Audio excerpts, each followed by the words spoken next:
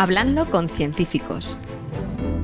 Un programa de cienciaes.com para divulgar los avances de la ciencia contados por sus protagonistas. Con Ángel Rodríguez Lozano. Hoy os invitamos a escuchar interacciones entre especies y su adaptación al medio. Hablamos con Pedro Jordano.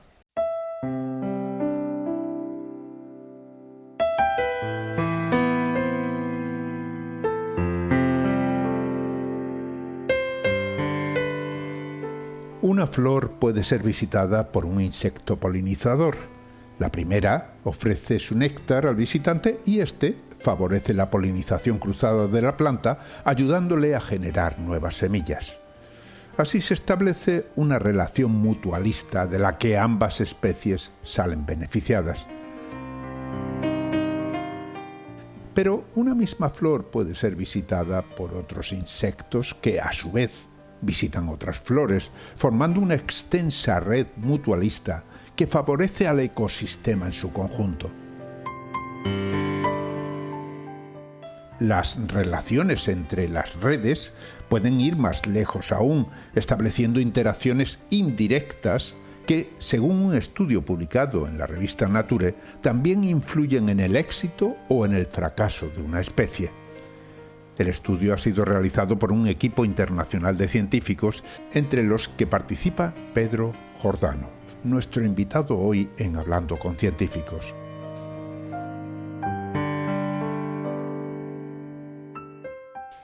Hoy hablamos con Pedro Jordano. Es profesor de investigación en el Consejo Superior de Investigaciones Científicas, el CSIC, en la Estación Biológica de Doñana.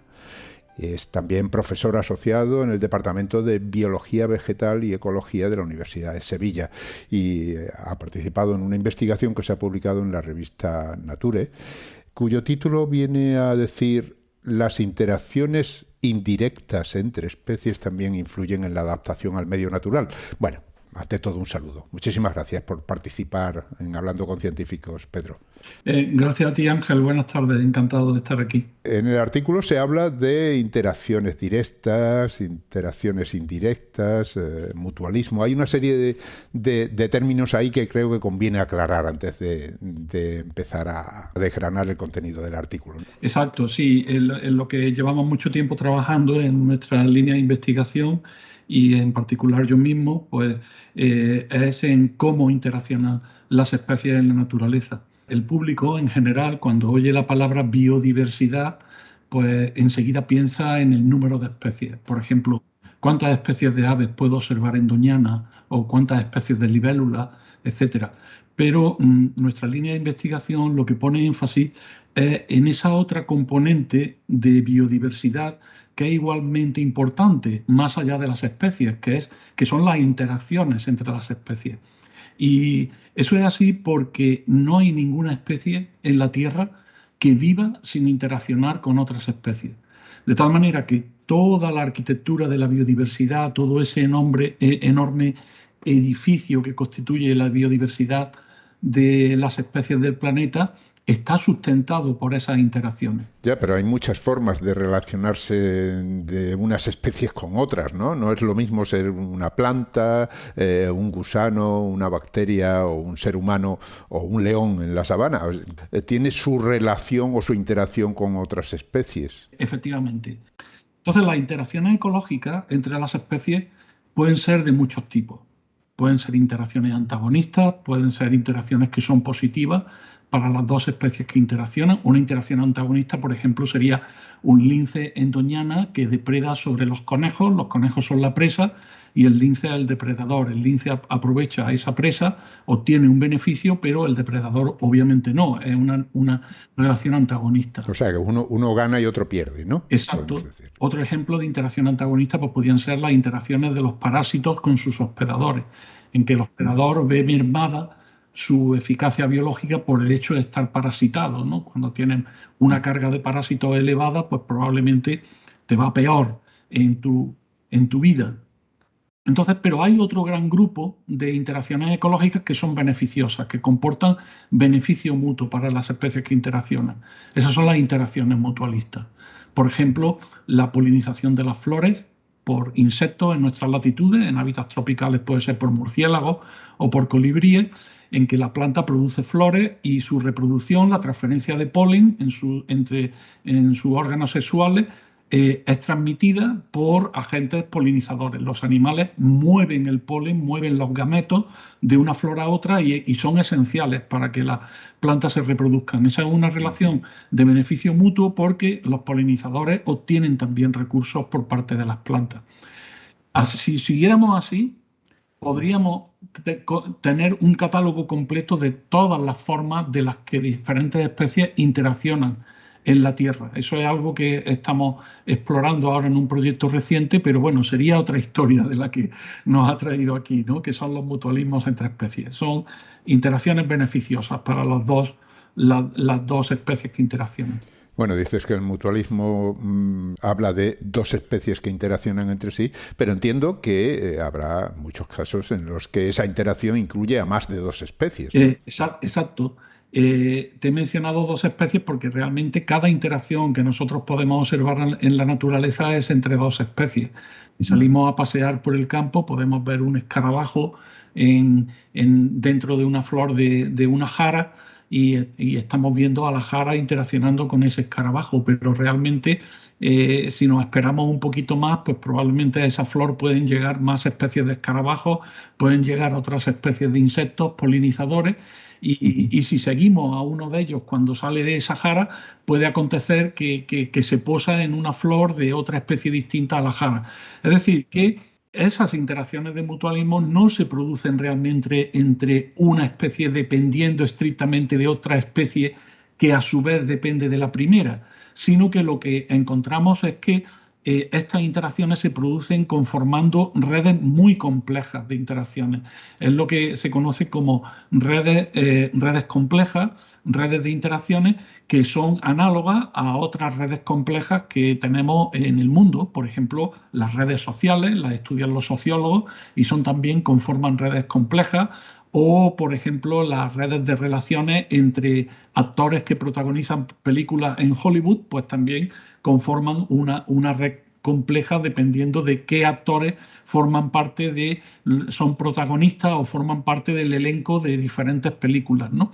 O, por ejemplo, las redes de conexiones en Internet entre distintos servidores, o, por ejemplo, las redes de suministro eléctrico a través de estaciones que están conectadas entre sí y de las cuales pues depende la estabilidad de ese suministro eléctrico de forma predecible, ¿no? Todo eso son redes complejas y en biología tenemos las redes complejas más fascinantes, por ejemplo, las redes metabólicas, las redes en que diferentes proteínas interaccionan entre ellas, o por ejemplo las redes de regulación génica, como la expresión de ciertos genes depende de patrones de coexpresión de otros genes y todo eso tiene una estructura también de red. Nosotros en lo que trabajamos son en esas redes de interacciones entre especies en ecosistemas naturales. Los que estás mencionando son lo que llamáis interacciones directas, ¿no? Exactamente. O sea, que están ahí íntimamente relacionadas las especies unas con otras. Exacto. De todas las especies que hay dentro de una red, por ejemplo, que puedas tener X plantas, X especies de plantas e Y especies de insectos polinizadores, podrían observarse teóricamente el producto. Tantas especies de plantas multiplicado por tantas especies de polinizadores nos daría como resultado ese producto el número total de interacciones posibles que se pueden encontrar ahí. Lo que ocurre es que no todas esas interacciones son observables en nuestros muestreos que nosotros hacemos en la naturaleza, en nuestros sitios de estudio cuando hacemos levantamientos de biodiversidad de las interacciones. No todas esas son observadas. Observamos solamente una fracción de ellas, una parte de esas interacciones. Claro, porque entre tantas posibilidades hay que decantarse por alguna en concreto para poderlo estudiar, ¿no? Y es que hay otras que no se dan. Hay otras interacciones de todas esas posibles, pues hay otras interacciones que no se dan. Si, por ejemplo, o sea, técnicamente, si tenemos N especies de plantas y M especies de animales, podíamos detectar N por M como total de interacciones distintas entre pares de especies, pero hay algunas que son imposibles de detectar. Esto es lo que hace tiempo, en 2010, definimos en un trabajo anterior que teníamos como interacciones prohibidas. Esas interacciones las llamamos interacciones prohibidas y eso es muy interesante, Ángel, porque son interacciones que por mucho que tú muestres en un sitio, por mucho que hagas trabajo de muestreo en Doñana, hay interacciones entre pares de especies que jamás vas a detectar. ¿Puedes poner algunos ejemplos para que nos vayamos haciendo una idea de lo que estás hablando? Por ejemplo, una especie de narciso que florezca en el mes de enero nunca va a interaccionar con una especie de antófora, de una abeja silvestre que vuele a final de primavera, que emerja del nido a final de primavera, a finales de mayo o principios de junio. Aunque conviven, están presentes, están allí en la misma comunidad, en el área de Doñana, nunca va a detectar que, sencillamente porque no, su fenología, el periodo de floración de la planta y el periodo de actividad de la abeja no concuerdan temporalmente. Por mucho que tú muestres allí, nunca va a detectar esa interacción. Es la que llamamos prohibida. Por eso siempre en los ecosistemas naturales hay una proporción relativamente alta de interacciones que no observamos. Pero hablas de todas formas de interacciones, o sea que alguna conexión hay, aunque sea muy indirecta. Bueno, la conexión que hay es que coexisten en el mismo lugar, están presentes en el mismo lugar, aunque ecológicamente, digamos, no se encuentran. Entonces, las otras que sí registramos son las interacciones entre una especie que poliniza a otra, ¿no? Sí. Pues, por ejemplo, en la Sierra de Cazorla, la violeta de Cazorla es polinizada por la esfinge colibrí y es su único polinizador. Bueno, alguna vez puede entrar en una violeta de Cazorla, pueden ver que entra un bombílido, que entra una abeja doméstica, pero es muy raro. Prácticamente todas las visitas son de una única especie de polinizador.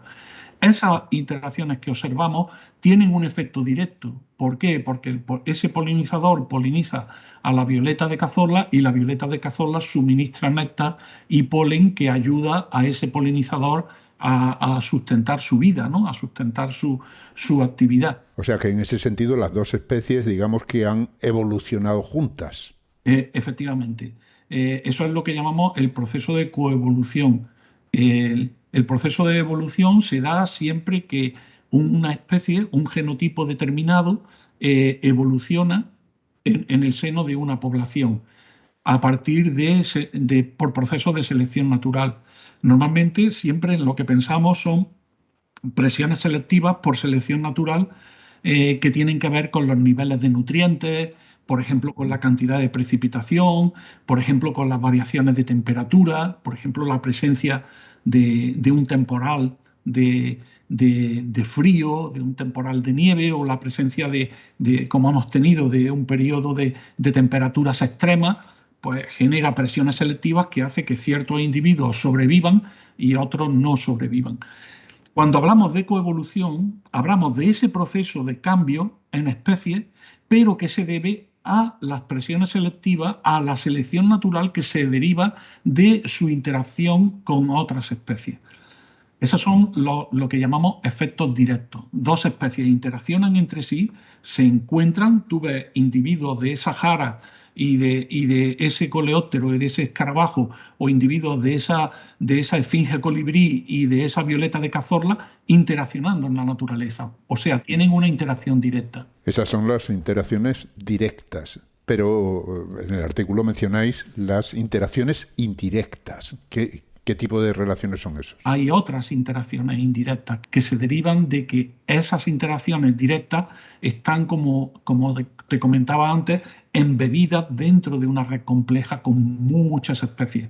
Pueden ser centenares o miríadas de especies las que podemos encontrar interaccionando en un ecosistema. ¿Nos puedes poner algunos ejemplos de esas interacciones indirectas? Claro, por supuesto. Por ejemplo, vamos a seguir con el ejemplo de la violeta de Cazorla, que como bien sabes es una especie endémica de Cazorla. Solo la encontramos allí en Cazorla. Sí, permíteme aclarar simplemente para aquellos que nos escuchan desde fuera de España que Cazorla es un espacio natural situado en el sur de España, en Andalucía, donde se encuentra el parque natural más extenso de España y el segundo en extensión de Europa. Se llama Parque Natural de las Sierras de Cazorla, Segura y Villas. Es una reserva de la biosfera, declarado por la UNESCO en 1983. Y entre la enorme riqueza de especies que son endémicas de allí está esa violeta de Cazorla que comentabas. ¿Puedes describirla para que nos hagamos una idea de cómo es? La violeta de Cazorla es una violeta del género Viola, que es un endemismo muy estrecho que solo se da en la Sierra de Cazorla, Segura y Las Villas, y en la Sierra Mágina, que está muy próxima, en la provincia de Jaén. Solo la encontramos ahí en ciertos enclaves, en sobresuelos muy pobres, sobre acantilados. Y tiene como característica que la diferencia de otras violetas es que tiene un espolón.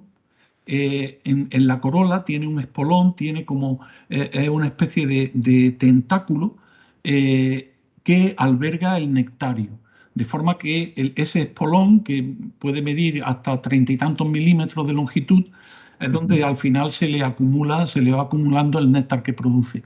Claro, un polinizador que sea efectivo para la violeta de Cazorla tiene que ser un polinizador que sea capaz de acceder al néctar en un nectario que está a 30 y tantos milímetros de profundidad. Por tanto, necesita una espiritrompa suficientemente larga como para llegar a ese nectario. ¿Quién la tiene? Pues la esfinge colibrí. La esfinge colibrí, Macroglossum stellatarum, esa especie que tiene una espiritrompa, una probóscide que puede desenrollar como todas las mariposas.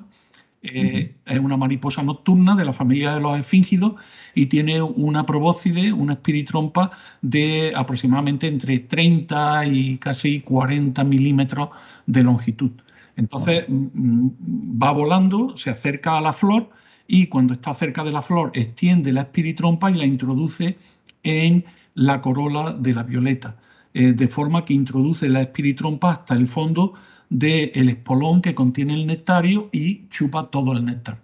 En esa visita, el estigma y los estambres de la violeta pues, se frotan con el cuerpo del polinizador y se deja el polen, y el polen que pudiese llevar el polinizador queda depositado en el estigma de la violeta. Entonces, si te fijas, es una interacción que precisa de un ajuste muy preciso entre la longitud de la probóscide del polinizador y la longitud del espolón de la flor. Claro, eso ya selecciona a esta especie frente a otras que tengan a lo mejor la espiritrompa más corta o otras flores que a lo mejor ofrezcan otras posibilidades a las que este no llega o no le apetezca, ¿no? Exacto. Y ahí es donde nos viene la importancia de los efectos indirectos. ¿Por qué? Porque como ese polinizador, la esfinge colibrí, poliniza muchas otras especies, varias decenas de especies, en su evolución, en la evolución de esa espiritrompa, influyen también la morfología de esas otras flores. Es decir, de alguna forma, la violeta de Cazorla no solo percibe las presiones selectivas directas de la esfinge colibrí, sino que también percibe está en el seno de una comunidad que también está de alguna forma conformando la evolución de una de las características principales de su principal polinizador, del cual depende su éxito reproductivo. Y su principal polinizador es esa esfinge colibrí, que tiene una distribución en todo el continente europeo muy amplia. Es una especie que es migradora a África también. Es decir, es una especie que, además de visitar a la violeta de Cazorla, pues en el parque de la Sierra de Cazorla, Segura y Las Villas, hemos registrado más de 50 y tantas especies de plantas que son polinizadas por la esfinge colibrí. Ahora bien, la violeta de Cazorla solo es polinizada de forma efectiva por la esfinge colibrí. Claro, y el polinizador no depende solamente de ella, sino que además puede tener, en caso de escasez, tiene otras posibilidades y se mantiene, ¿no? Porque de lo contrario, con uno de los dos que desaparezca, desaparecerían ambos al mismo tiempo. Exacto.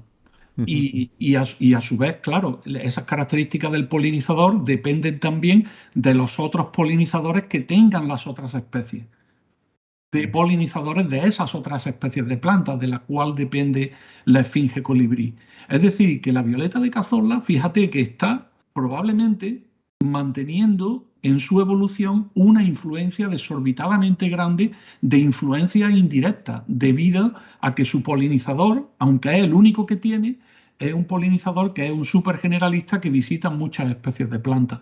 Y entonces esos otros polinizadores de esas otras especies de plantas hasta cierto punto también tendrían una influencia indirecta en las características de la violeta a través de cómo conformen las características que para ellas son importantes por parte de su polinizador principal. Claro, o sea que ahí está la conexión indirecta. Exacto. ¿No? Entre esa flor, esa violeta de cazorla, y otras flores que puedan existir en la zona. Exacto, y esa influencia indirecta se deriva solo y exclusivamente del hecho de que la interacción de ese polinizador y la violeta de cazorla, de la esfinge colibrí y la violeta de cazorla, está embebida dentro de la enorme biodiversidad de interacciones ecológicas que tenemos la suerte de tener en un sitio como el Parque Natural de la Sierra de Cazorla, Segura y Las Villas, que alberga centenares de especies de plantas con flor y centenares, si no miles, de especies de insectos polinizadores. Ya tenemos más o menos claro qué son las interacciones directas e indirectas.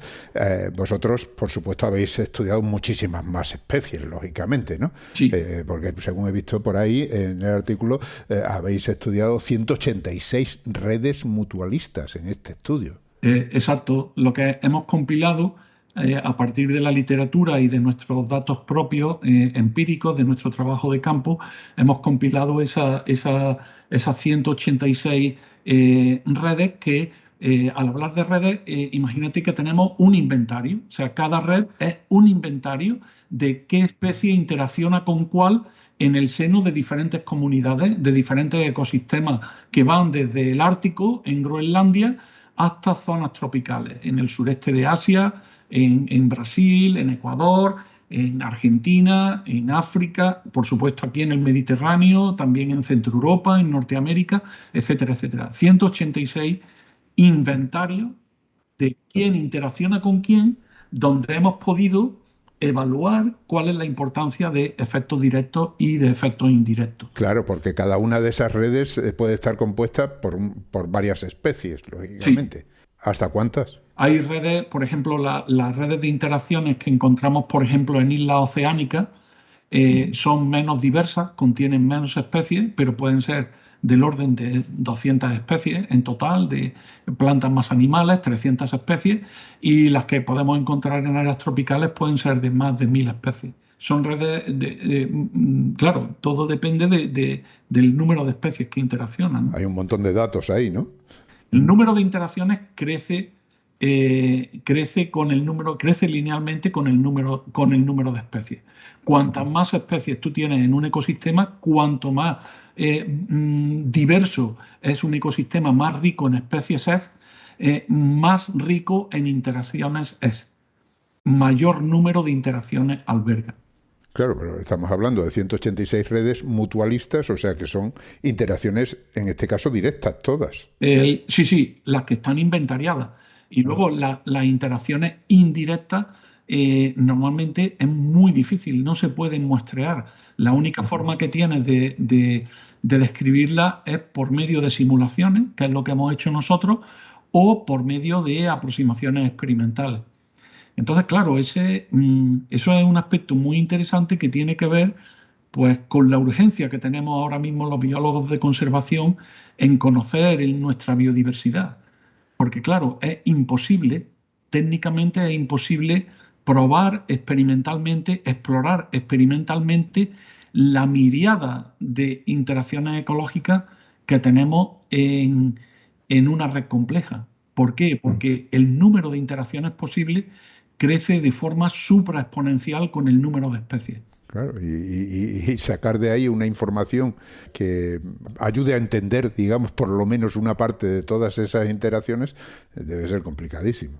Sí, lleva mucho tiempo, porque lleva mucho trabajo experimental, como te puedes imaginar, y luego pues también desde el punto de vista teórico, que es la aproximación que hemos usado aquí, pues un tiempo también pues, de desarrollo y de simulación. Aunque en el trabajo pues, también usamos datos experimentales de un trabajo que teníamos de un proyecto realizado también en nuestro equipo junto con Alfredo Valido del IPNA hace unos años, en que estudiamos concretamente el ecosistema, el ecosistema del Parque Nacional del Teide, la parte alta del Parque Nacional del Teide, donde estudiamos las interacciones entre los polinizadores y las plantas con flor que alberga allí el parque, aproximadamente a 2.000 metros de elevación. Esa es la parte de datos empíricos que contiene este trabajo de Nature y que nos ha servido pues, para parametrizar y para tener una comprobación cruzada de las predicciones de nuestros modelos teóricos. Muy interesante.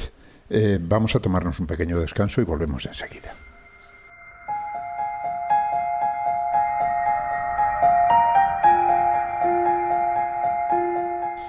Estáis escuchando Hablando con Científicos, un podcast de cienciaes.com para divulgar la ciencia de la mano de sus protagonistas.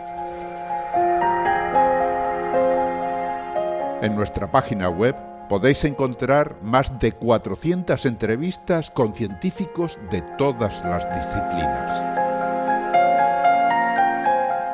Os invitamos a escucharlas y compartirlas en redes sociales con vuestros amigos y conocidos. Cienciaes.com ofrece un conjunto de podcasts de acceso libre y gratuito a través de iTunes, Spotify, Google Podcasts, iVoox, TuneIn y muchas más plataformas. Y Radio Cienciaes. Todo en cienciaes.com.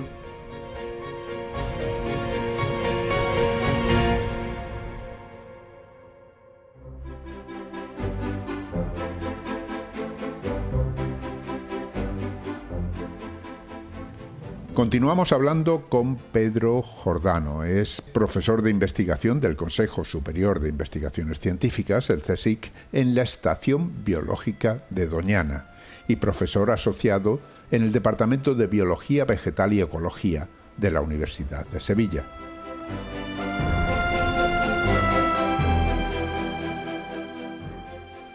Pedro, comentabas que la forma de estudiar estas interacciones mutualistas indirectas entre las especies pues es en principio muy complicado, ¿no? Para eso empleáis modelos teóricos. Pero esos modelos teóricos, ¿cómo se hacen? Porque claro, con tal cantidad de interacciones posibles y demás, ¿qué utilizáis ahí? ¿Unas ecuaciones determinadas? ¿Cómo los alimentáis? Cuéntanos un poquito cómo es un modelo teórico de eso. Efectivamente, para esos modelos teóricos lo que hacemos es sencillamente usar una extensión de los modelos de cambio evolutivo fenotípico que se han usado tradicionalmente en biología evolutiva. Son lo que se llaman las ecuaciones de Lande y Arnold, que predicen cuánto es el cambio de un carácter que se produce bajo un determinado régimen de presión selectiva. Es decir, cuánto cabe esperar que cambie un carácter fenotípico de una especie, por ejemplo, la longitud del nectario del ejemplo que te ponía anteriormente de la violeta de cazorla o la longitud del espiritrompa de la esfinge colibrí. Esos serían rasgos fenotípicos y podemos predecir cuál es la magnitud de cambio que se puede predecir a partir de presiones selectivas, es decir, a partir de la acción de la selección natural. Las ecuaciones de Lande y Arnold tienen 3 elementos para predecir esa magnitud de cambio en los caracteres de las especies que evolucionan y son las que hemos usado nosotros. Es cuál es la cantidad de varianza fenotípica que hay en el carácter, es decir, por ejemplo, cómo de variables son los individuos de la esfinge colibrí en la longitud de sus espiritrompas. Segundo, qué magnitud de esa variación es la que se hereda, la que se pasa de padre a hijo, es decir, cuál es la heredabilidad de ese carácter, porque claro, no toda la variación que tiene una especie es heredable.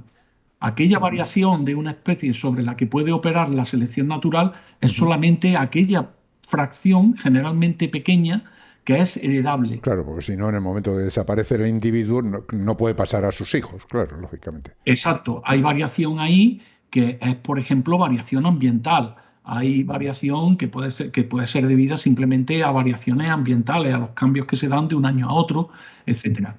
Y la tercera componente, que es muy interesante, además de la magnitud de variación fenotípica, de qué fracción de esa variación es heredable, la tercera, que es muy importante, es cuál es la magnitud de la selección, es decir, el coeficiente de selección, el diferencial de selección. Es decir, cuál es la magnitud del efecto que un cambio en el ambiente está produciendo sobre esos caracteres para que se produzca esa variación en el rasgo, esa variación en tiempo evolutivo, lo que llamamos respuesta evolutiva. Para que se dé respuesta evolutiva necesitamos esos tres ingredientes.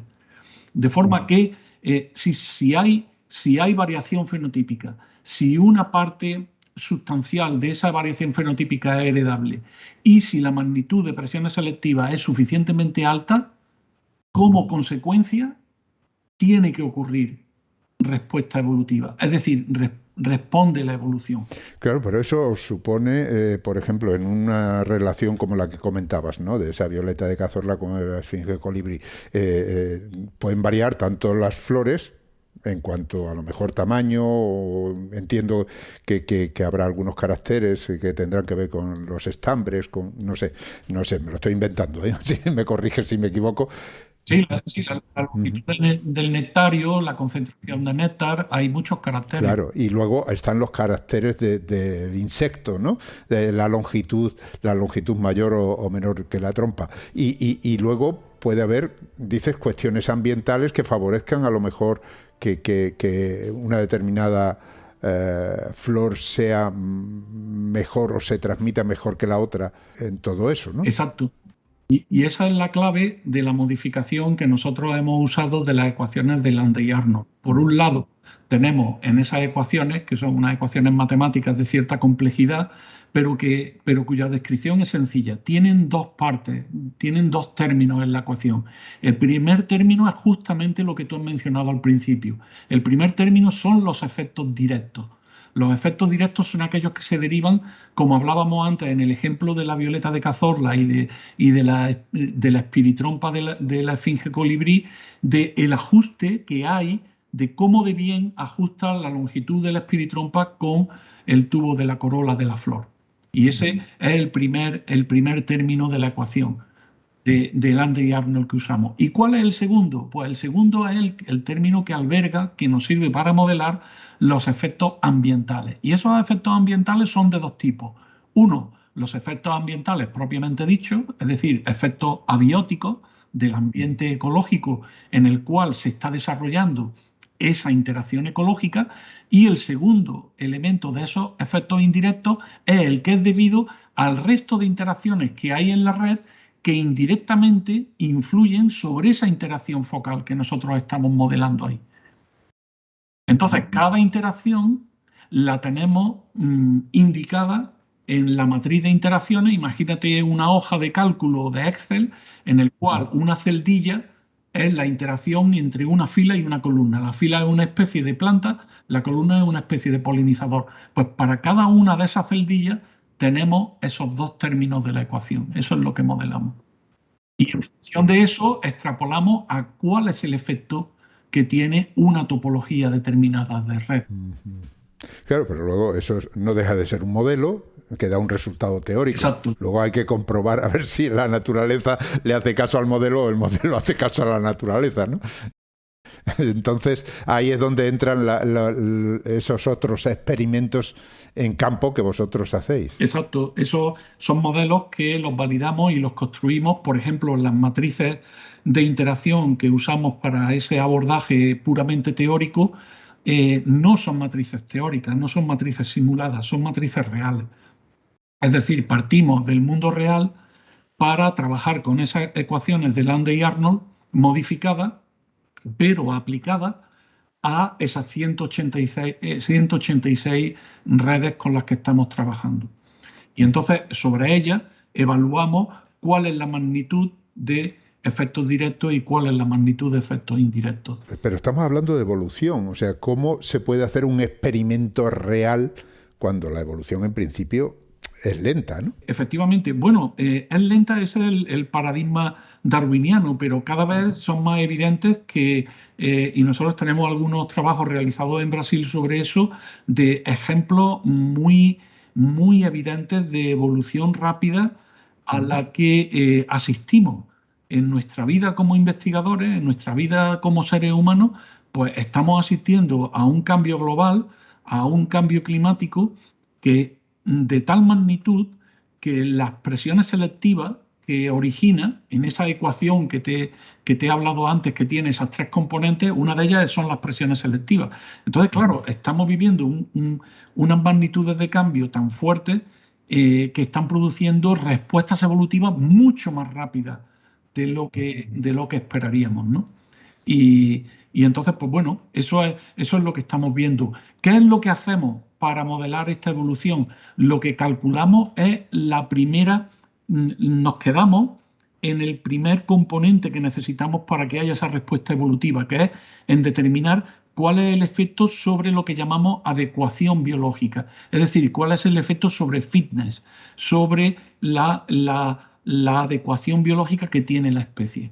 Por ejemplo, cuando una especie pierde su polinizador, ¿cuál es la magnitud de disminución en adecuación biológica, por ejemplo, en términos de disminución de producción de frutos que tendría la violeta de cazorla, o disminución de la producción de semillas o de la calidad de las semillas, por ejemplo, en el peso de las semillas, ¿no?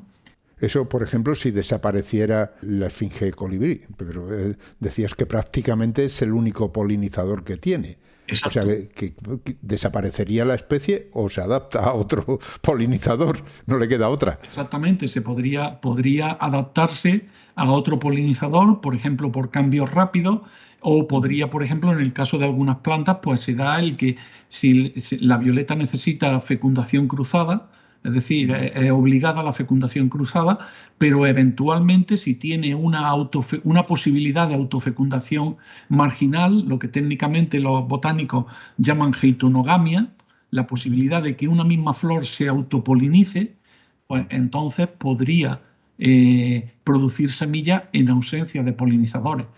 De hecho, algunas violetas pues tienen esa capacidad de producir semillas sin la acción de los polinizadores. Lo que ocurre en muchas plantas, lo que ocurre es que son, digamos, autocompatibles, que tienen esa posibilidad. Lo que ocurre es que cuando tienen fecundación cruzada, por la intervención de una interacción mutualista con un polinizador, pues tienen mucho más éxito de producción de frutos. Las semillas que producen son de mucha más calidad y, por tanto, evolutivamente son muy beneficiosas. O sea que esa autofecundación es una forma de protección por si en un momento determinado disminuye o desaparece el polinizador, sí, ¿no? Le permite subsistir, aunque sea de mala manera, digamos. Sí, digamos que sería una vía de escape. Ajá. De hecho, el caso de la violeta de cazorla es uno de los ejemplos extremos que tenemos, ¿no? Normalmente en estas redes de interacciones, cuando nosotros inventaríamos la diversidad de interacciones que tienen las especies, lo que nos encontramos en la mayor parte son especies de polinizadores que dependen de muchas especies de flores distintas y una especie de flor determinada que depende de múltiples polinizadores a lo largo de toda su floración. Bueno, y eso estamos hablando siempre de relaciones, de interacciones directas, ¿no? Pero en el artículo habláis que habéis ahí averiguado que las interacciones indirectas también afectan a esa eficacia biológica, ¿no? Pesan también, claro. Imagínate que en estas redes tienes dos tipos de especies. Hay especies, igual que por ejemplo en las redes sociales. Tiene algunos individuos, pues en los ecosistemas tiene algunas especies que son, digamos, muy populares, son muy centrales en la red. ¿Por qué? Porque interaccionan con muchas otras especies. Por ejemplo, especies de plantas que son polinizadas por gran cantidad, un amplio espectro de toda la diversidad de polinizadores que hay en un área determinada. Son lo que digamos las especies súper generalistas. Esas especies, como interaccionan con muchas otras especies, pues tienen sobre ellas un una gran cantidad, un peso alto de efectos directos de la interacción. Pero por otro lado, hay otras especies que, por ejemplo, por el hecho de ser más raras, o por ejemplo, por el hecho de, como la violeta de Cazorla, tener una morfología con ese espolón tan alargado que solo es accesible a especies de polinizadores que tuviesen una espiritrompa o una trompa muy larga, pues se ve que tienen muy pocas interacciones. Entonces son especies más periféricas en la red, están como más aisladas, ocupan posiciones menos centrales dentro de la red. Entonces lo que nos dicen nuestros modelos de simulación en el trabajo que hemos publicado es que esas especies periféricas son las que son impactadas más fuertemente por los efectos indirectos. ¿Por qué? Porque, claro, en esas posiciones periféricas la importancia de los efectos directos es menor, es baja, pero son especies que interaccionan sobre todo con especies súper generalistas que, digamos, son una fuente, son una plaga, como si dijéramos así, de efectos indirectos. No sé si me estoy explicando claramente. Sí, o sea que esas, si yo entiendo bien, tenemos que pensar en un campo de flores, ¿no? Donde hay muchísimas flores de muchos tipos. Unas que son visitadas por muchísimas especies de insectos y otras que están especializados, como el caso que proponíamos, en uno solo, ¿no? Sí, puede ser que sean especies de flores que se producen, que son menos abundantes o que viven en un microhábitat, en una parte de ese campo que es especial, por ejemplo, en un sitio de sombra, y solo polinizadores que tengan preferencias por los microhábitats de sombra van a poder visitarla, y en cambio otras pues, que están creciendo, que son muy abundantes, que ofrecen una gran cantidad de recursos y que están dando soporte fundamental a una gran parte de la comunidad de polinizadores que hay ahí. Esas son las diferencias. Entonces, lo que muestra nuestro trabajo es que los efectos indirectos contribuyen a disminuciones de esa efectividad, de esa eficacia biológica, y esos efectos directos, a medida que incrementa la presión de efectos indirectos, disminuye esa eficacia biológica de las especies. Es decir, que esos efectos indirectos estarían castigando más a las especies más periféricas. Claro, a las especies que están más especializadas, digamos, ¿no? O sea, gana la mayoría, ¿no? Exacto, y que tienen flancos más abiertos a la influencia de los efectos indirectos por sus interacciones con especies generalistas. Por ejemplo, en el ejemplo que te he puesto antes de la violeta de Cazorla, obviamente la violeta tiene abierto un flanco ahí serio a efectos indirectos que provienen de su interacción con la esfinge colibrí, que es un súper generalista que está interaccionando con muchas otras especies de plantas. Y eso en la evolución, en la historia evolutiva de la violeta de Cazorla, suman esas interacciones indirectas. Dentro de la información que me habéis enviado, ¿no?, comentas también el caso de la abeja doméstica. ¿Qué pasa ahí?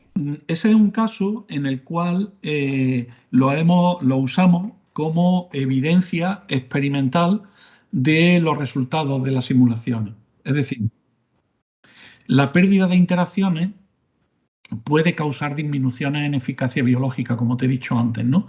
Pierdes a tu polinizador y, por tanto, inmediatamente tienes una disminución de la producción de frutos, de la calidad de las semillas, etcétera, etcétera. Especialmente si eres una planta que depende muy estrechamente de los polinizadores para su éxito reproductivo. Ahora bien, además de perderse interacciones, se pueden ganar interacciones. ¿Cuándo se ganan interacciones? Cuando tiene un ecosistema que es invadido por especies exóticas. La especie exótica entra en la comunidad y puede añadir interacciones y también puede causar pérdida de interacciones con otras especies que ya estaban en la comunidad. Por ejemplo, especies nativas que se ven desplazadas por la especie exótica y entonces las otras especies que interaccionaban con esas nativas ven disminuida su eficacia biológica porque ahora esa actividad está protagonizada por la especie exótica que ha invadido y que a lo mejor da un peor servicio del que daban las otras especies. Eso es lo que estudiamos junto con el equipo de INNA, liderado por Alfredo Valido. Pues trabajamos él y yo en las cumbres del Teide en ese ecosistema que es tan interesante. Teide, estamos hablando de un ambiente totalmente distinto, porque está en las Islas Canarias, en la isla de Tenerife, es un volcán que tiene mucha altitud, o sea, llega hasta los 3.700 metros de altura sobre el nivel del mar, y también tiene un parque nacional, el Parque Nacional del Teide, que es Patrimonio de la Humanidad por la UNESCO. Entiendo que el ecosistema allí es muy distinto al que encontrábamos en Cazorla, ¿no? Exacto. Cada año, en medio, en la mitad justo del periodo de floración del Teide, que al ser un sitio ya que es prácticamente subalpino, es decir, de un hábitat de montaña muy frío, donde el periodo de floración es muy corto, prácticamente desde mediados de abril hasta finales de agosto, mediados de agosto, por ahí es donde se produce el gran pico de floración, con el máximo de floración pues a mitad de mayo, mediados de mayo aproximadamente. Entonces, justo en la mitad de ese periodo de floración, el parque, la administración del parque autoriza a que los apicultores suban sus colmenas e instalen las colmenas allí en el parque para el aprovechamiento apícola. Entonces, eso ocurre en una noche, Ángel.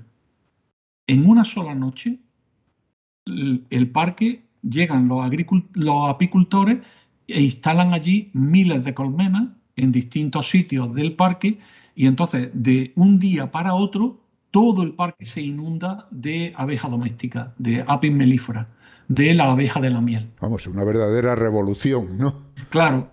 De hecho, nosotros en nuestro estudio lo que documentamos es qué acontece en esa comunidad cuando tiene, durante la primera mitad de la floración, justo antes del máximo de floración, que es cuando, no sé si conoces el sitio, pero es espectacular, los llanos de Ucanca, la caldera del Teide, cuando están floreciendo los tajinastes, las retamas, en fin, todas las decenas de especies que hay allí, que además todas son endémicas, pues son polinizadas, están siendo visitadas por toda la fauna de polinizadores nativos de las Islas Canarias, incluidas varias especies de vertebrados, incluidos los lagartos endémicos de Canarias, que también visitan los tajinastes para beber néctar y polinizan sus flores, o las polinizan también los canarios, el ave, el canario, el pájaro. O las polinizan también pues, mosquiteros y algunas especies de currucas.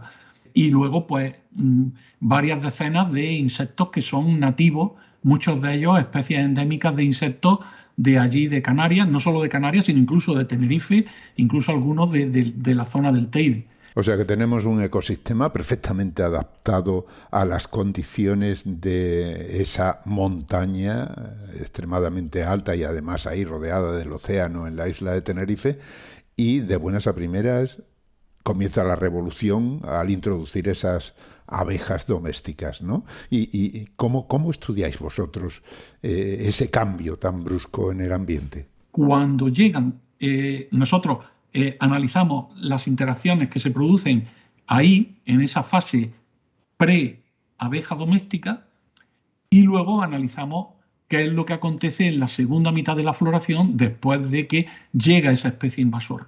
Entonces, normalmente eso en otros sitios del mundo no se ha observado.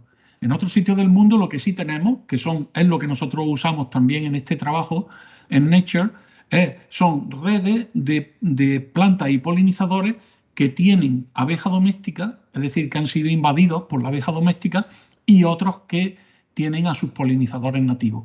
Entonces, el estudio empírico de Canarias que llevamos a cabo ahí es único realmente, porque en el mismo sistema podemos estudiar qué pasa antes y qué pasa después. Y lo podemos estudiar incluso para el mismo individuo de Tajinaste, qué es lo que ha pasado, cuál ha sido su éxito reproductivo antes de que llegara la abeja y después de haber llegado la abeja doméstica. Pero allí no había abeja doméstica antes de que llegara, digamos, el ser humano, ¿no? Las abejas domésticas son exóticas en Canarias, probablemente llegaron allí introducidas en primera instancia por los guanches, y posteriormente, pues cuando llegamos los europeos, aportamos también más colmenas y más abejas domésticas, pero realmente allí las plantas han estado coevolucionando con sus polinizadores nativos. Entonces ahí nosotros lo que hicimos fue llevar allí, alquilamos una docena de colmenas y Alfredo y yo las transportamos allí el mismo día que llegaban los apicultores Pues nosotros esa misma noche instalamos en nuestras parcelas de estudio, que teníamos 2, instalamos allí en medio nuestras colmenas. Y entonces pudimos seguir todo lo que habíamos estado supervisando y muestreando antes de la llegada de la abeja. Ahora teníamos nuestro sitio de estudio completamente invadido, simulando experimentalmente la invasión por abeja doméstica. Entonces lo que observamos fue una disminución de adecuación biológica. Es decir, la magnitud de alteración que causa en estos ecosistemas la llegada de una especie exótica es tal que disminuye la eficacia biológica, disminuye el éxito reproductivo, la tasa de fructificación, disminuye la producción de frutos, disminuye la calidad de producción de semillas que tienen estas especies de matorral nativo de allí del parque, por causa de que la abeja doméstica desplaza a los polinizadores que tenía anteriormente, que tenía originalmente la planta. O sea que aunque la abeja doméstica sea un polinizador, no es tan eficiente como los habituales, los que ellos tienen habitualmente, ¿no? Exacto. Y eso hace que se produzcan menos semillas. ¿Y por qué no es tan eficiente? Porque es un polinizador que tiende mucho a visitar flores de la misma planta. Es decir, tiende mucho a transferir polen entre flores de la misma planta y por tanto producir autofecundación, que generalmente sabemos que genéticamente da progenies pues muchas veces menos viables o semillas de no tan alta calidad como cuando la polinización es cruzada. En cambio, los polinizadores nativos que son desplazados por la abeja doméstica, que son sobre todo pues un par de decenas de abejas solitarias, que son muchas de ellas endémicas de Canarias y nativas de las Islas Canarias, contribuyen mucho más a la polinización cruzada que la abeja doméstica. O sea que la abeja doméstica va saltando de flor en flor, pero dentro de la misma planta. Dentro de la misma planta. Ajá, mientras que las otras van saltando de planta a planta. Exacto. Entonces tienen movimientos de más larga distancia y contribuyen mucho más pues, a una fecundación mucho más adecuada. Entonces, claro, ¿a dónde queremos llegar con este ejemplo tan largo? A que muchas veces, es decir, esas especies al introducirse en la red no solo introducen efectos directos, introducen efectos indirectos también. Y entonces nosotros con nuestros datos empíricos experimentales de Canarias, cuando hemos incorporado esos datos en nuestras simulaciones, en los modelos teóricos que estábamos desarrollando para el resto de redes de todo el mundo, pues lo que vemos es que efectivamente las disminuciones que nosotros hemos visto, que hemos medido, que hemos comprobado experimentalmente allí en el Teide, disminuciones de la adecuación de las plantas, coinciden bien con las predicciones de nuestros modelos. Bueno, es una garantía de que esos modelos funcionan. Y además abre un camino para seguir investigando con ellos otras relaciones, ya sean directas o indirectas, ¿no? Ese es el valor que tiene. Yo creo que muy probablemente por eso el artículo le gustó en Nature, porque aparte de que es innovador en poner de manifiesto la importancia de las interacciones indirectas y ser probablemente la primera vez en la que se muestra cuál es la magnitud real de interacciones indirectas que se puede dar en redes complejas, pues cuenta también con esta aproximación que es tanto de modelos teóricos, gracias al equipo de investigadores que teníamos de coautores, como también a los resultados experimentales, ¿no? Los resultados de campo. Claro, sí, muy interesante. Hay una cosa que se me ocurría cuando contabas el hecho de que lleváis ahí las colmenas en un momento determinado. ¿Qué pasa? ¿Que en un momento determinado también se retiran esas colmenas? Sí, claro, cuando ya baja la disponibilidad de flores en el Teide, ten en cuenta que empieza a hacer frío enseguida, la actividad de los insectos prácticamente colapsa. Y entonces ya los apicultores ellos van trasladando a otros lugares más adecuados. Exacto, ¿no? a otros lugares más adecuados. Ajá. O sea que ahí tienen una transhumancia ahí de abejas, ¿no? Efectivamente. Uh-huh. De hecho, nosotros, fíjate que en nuestros datos experimentales, en el periodo de pre-apis, en el periodo pre-abeja doméstica, es decir, en esa primera mitad temprana de la floración, cuando no deberíamos registrar abeja doméstica allí, en nuestras redes empíricas tenemos registros de abeja doméstica, pero muy poquita.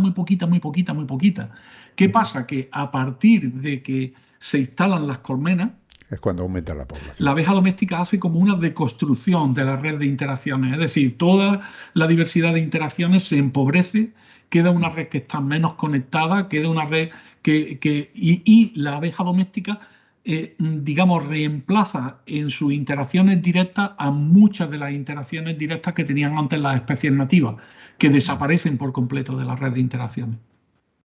Entonces esa es la otra forma de abordaje que lo hemos hecho. En el trabajo usamos esos datos empíricos nuestros experimentales y usamos luego estas redes también reales, empíricas, pero que son redes que están ya con presencia de abejas, de apis mellifera ya en la red, contrastadas con otras redes donde no existe esta presencia. Entonces, claro, no es un experimento tan potente, tan poderoso como el realizado por nosotros allí en el Teide, ¿no? Donde exactamente en el mismo ecosistema, exactamente en la misma comunidad, exactamente en el mismo periodo de floración, nosotros controlamos de forma directa en un experimento antes-después cuál es el efecto de la llegada de la especie exótica.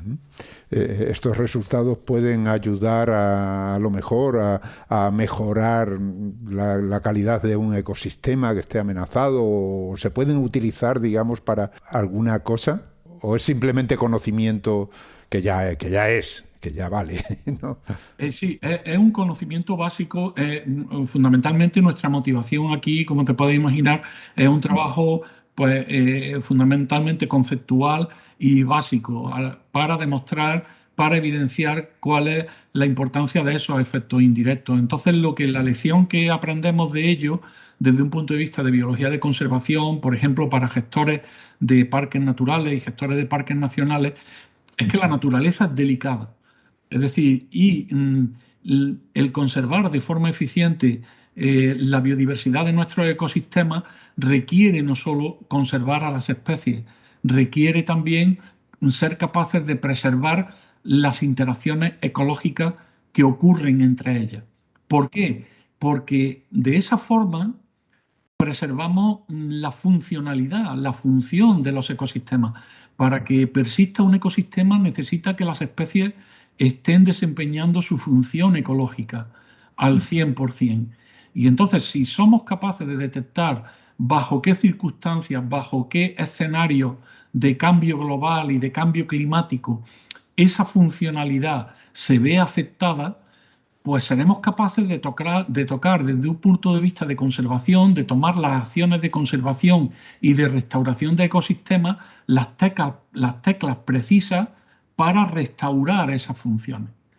Entonces, los ecosistemas naturales no es una vitrina de un museo donde están las especies aisladas y podemos ver un emú y después un dodo y después un avestruz y después un pingüino. No, los ecosistemas son las especies, pero son las interacciones. Las interacciones es lo que nosotros denominamos la arquitectura de la biodiversidad. Claro, al final hay que buscar ese equilibrio, ¿no? Exactamente. Es como el cemento, esas interacciones ecológicas, cuánto yo dependo de ti y cuánto tú dependes de mí, cuánto el lince del conejo depende del conejo y cuánto el conejo depende del lince, es como el cemento del edificio, de un edificio ese cemento que une ladrillos, ¿no? En un edificio. Los ladrillos del edificio serían las especies, ese cemento serían las interacciones entre las especies. Entonces, una pared depende, para que ese edificio soporte una pared, depende no solo de los efectos del cemento directo al que está unido, a los otros ladrillos, que cada ladrillo está unido.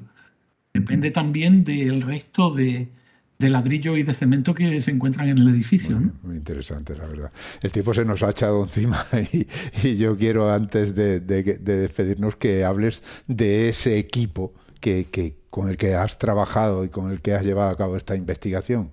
Sí, eso es esencial, porque la ciencia hoy día no la hacemos científicos individuales, sino que la hacemos equipo. El equipo es un equipo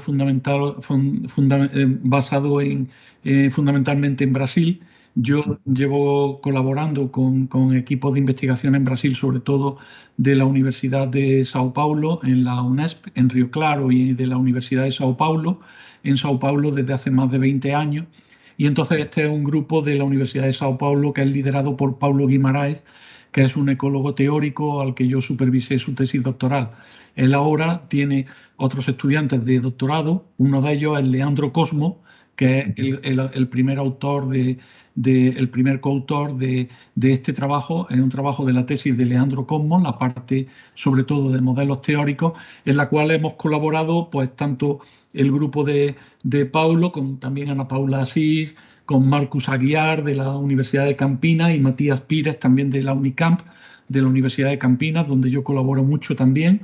Y luego pues, este grupo con el que, como te digo, yo llevo colaborando ya pues, más de 20 años, y luego el Alfredo Valido del CSIC, del Instituto de Productos Naturales y Agrobiología del CSIC, que fue doctorando mío también, y luego con dos colaboradores muy queridos, que son el profesor John Thompson de la Universidad de California en Santa Cruz, y también el profesor Jordi Vasconte, que ha sido durante mucho tiempo colaborador mío en la Estación Biológica de Doñana, y que desde hace unos años pues, está en la Universidad de Zúrich.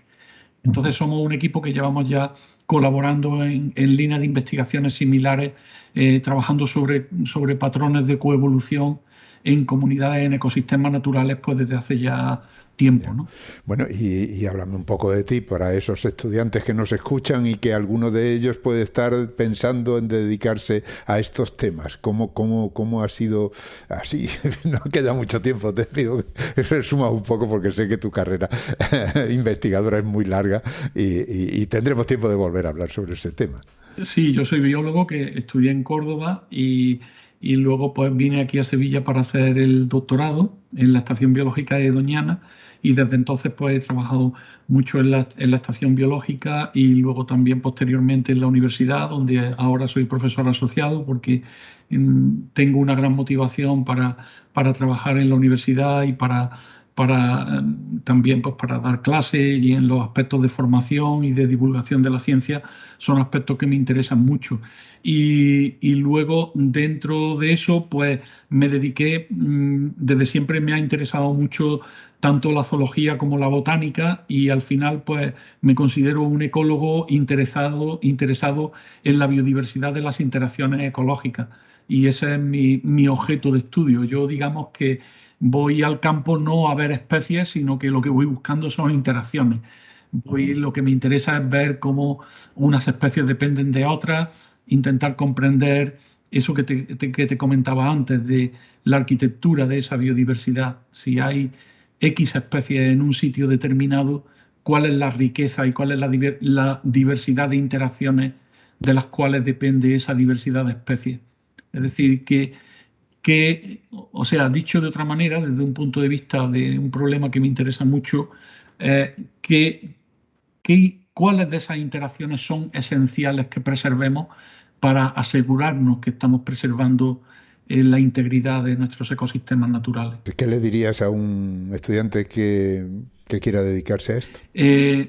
Que estudie mucho. Yo no paro de estudiar. En toda mi vida yo me considero un estudiante también. Yo no me considero un profesor. Soy un profesor, pues, como si dijéramos recién llegado. Yo no paro de intentar aprender y de constantemente estar aprendiendo. Si en un momento dado llega a un estadio en tu carrera profesional que consideras que lo sabes todo y que ya no necesitas leer más o estudiar más, es que estás equivocado, ¿no? Y entonces yo lo que le animaría pues es sencillamente pues a eso, a interesarse. La ciencia es de las actividades humanas más apasionantes que hay. Yo creo que es la actividad humana más interesante, probablemente junto con el arte y con la música, pero la ciencia es apasionante. Y entonces pues es algo a lo que merece la pena dedicarse.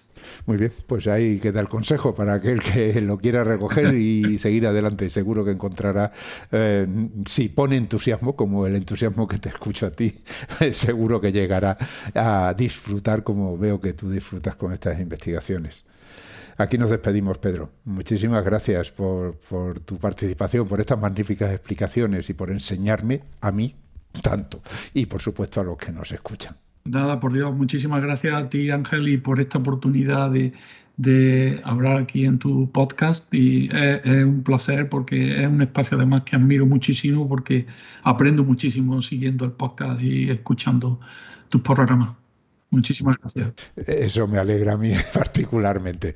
Bueno, pues aquí nos despedimos. Hemos hablado con Pedro Jordano. Hemos dicho que es profesor de investigación en el Consejo Superior de Investigaciones Científicas, el CSIC, en la Estación Biológica de Doñana. Es además profesor asociado en el Departamento de Biología Vegetal y Ecología de la Universidad de Sevilla. Lo dicho, Pedro, hasta pronto, porque volveremos a hablar de estos temas. Claro que sí, hasta pronto, cuando quiera, Ángel. Hasta pronto, muchas gracias.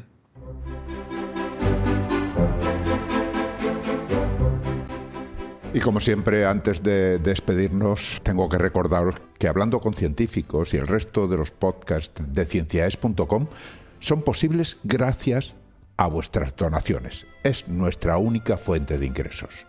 Así que, si escuchas nuestros programas, si te gustan y todavía no te has unido al grupo de mecenas, ánimo, únete. Visita cienciaes.com, pulsa el botón de donar y elige cualquiera de las opciones que ahí se ofrecen. Gracias por escucharnos y por compartir con nosotros la ilusión por la ciencia.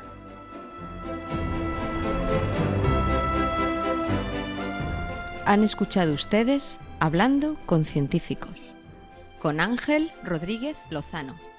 Cienciaes.com. Ciencia para escuchar.